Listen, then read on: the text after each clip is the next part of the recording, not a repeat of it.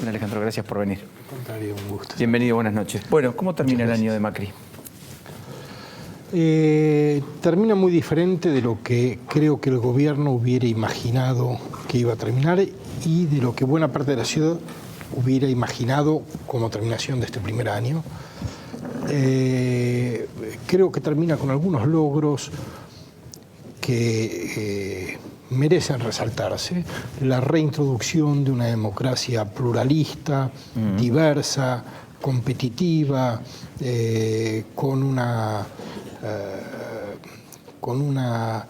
apertura a la deliberación parlamentaria y a la negociación parlamentaria que no existía.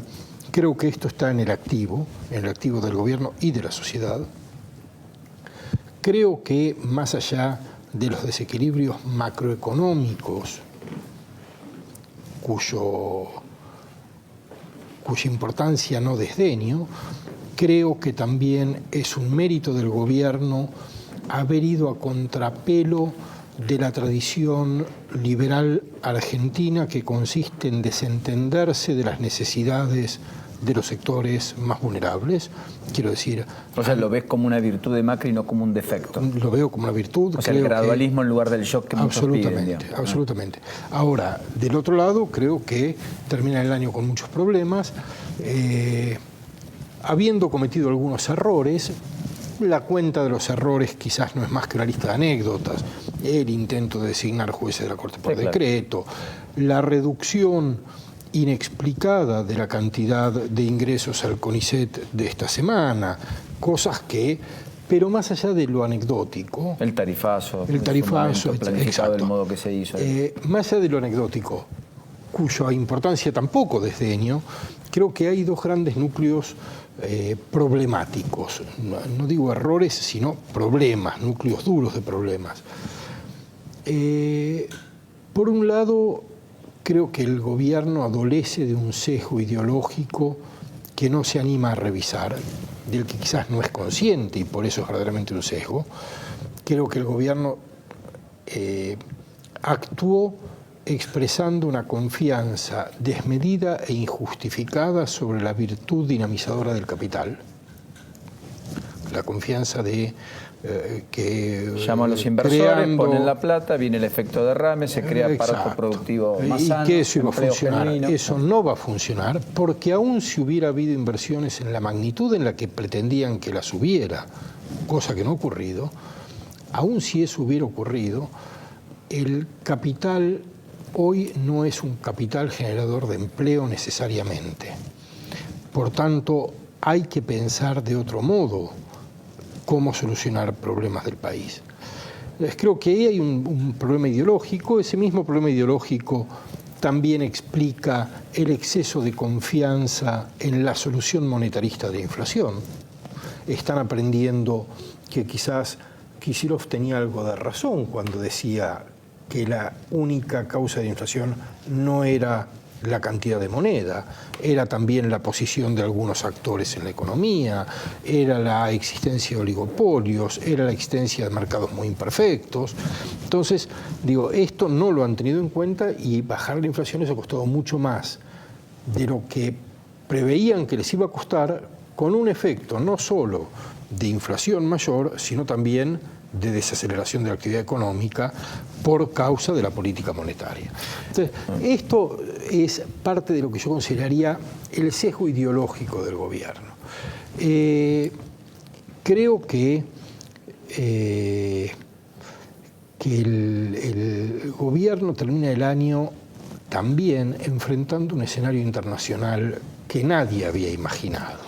Quiero decir, el gobierno asume, acunado por unos líderes occidentales a la vez globalizadores, pero progresistas.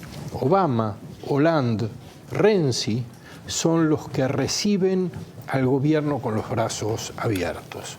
Y termina el año después del Brexit, después de Trump, después de la derrota de Renzi el domingo pasado y su renuncia, después de que en las internas de la derecha francesa ganó la opción peor de todo el espectro de la derecha, que es la que va a competir con la extrema derecha. Y un Hollande que decida retirarse de la, por Valls primera vez, versus Marine Le Pen. Claro. Fillon contra Marine Le Pen.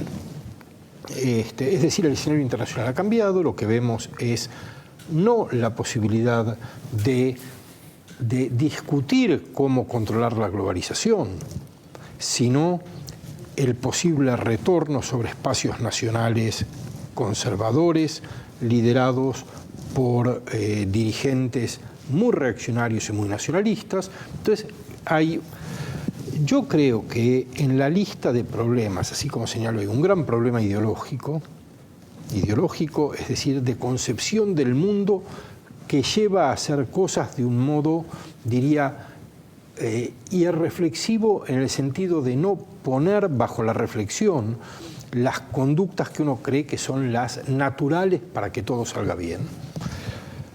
Creo que hay un gran problema de falta de imaginación política. Quiero decir, el gobierno ha pensado bien y ha actuado razonablemente bien el modo de evitar repetir los errores conocidos de gobiernos anteriores. Los no peronistas en particular. Pero, exactamente, pero no se ha preocupado por ahora de pensar cuáles son los errores que le va a deparar un futuro que tiene características muy diferentes del pasado. Estudios muy sólidos dicen, y no los hay para nuestro país porque no tenemos esos estudios, pero en el caso de los Estados Unidos, para 2020 el 50% de la población económicamente activa no va a tener empleo.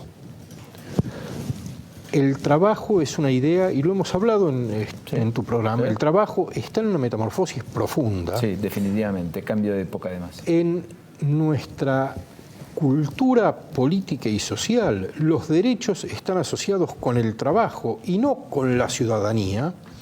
Tenemos que ver cómo crear derechos en torno de la ciudadanía y no en torno del trabajo, y cómo garantizar condiciones de vida dignas a los ciudadanos, aunque no sean trabajadores. Esto es lo que hay que pensar, y creo que estamos en una discusión con paradigmas que van a chocar en la primera esquina en la que se atraviese una impresora 3D de las que todavía no han invadido nuestro país. Y que están a la vuelta de la esquina, por cierto. Están a la vuelta de la esquina. Alejandro, gracias. No, Cuando los contrario. escritores y los ensayistas hablan, los tipos que piensan, el resto tenemos que escuchar. No, Eso al intentado. contrario. Buen cierre de Ha sido año. un placer.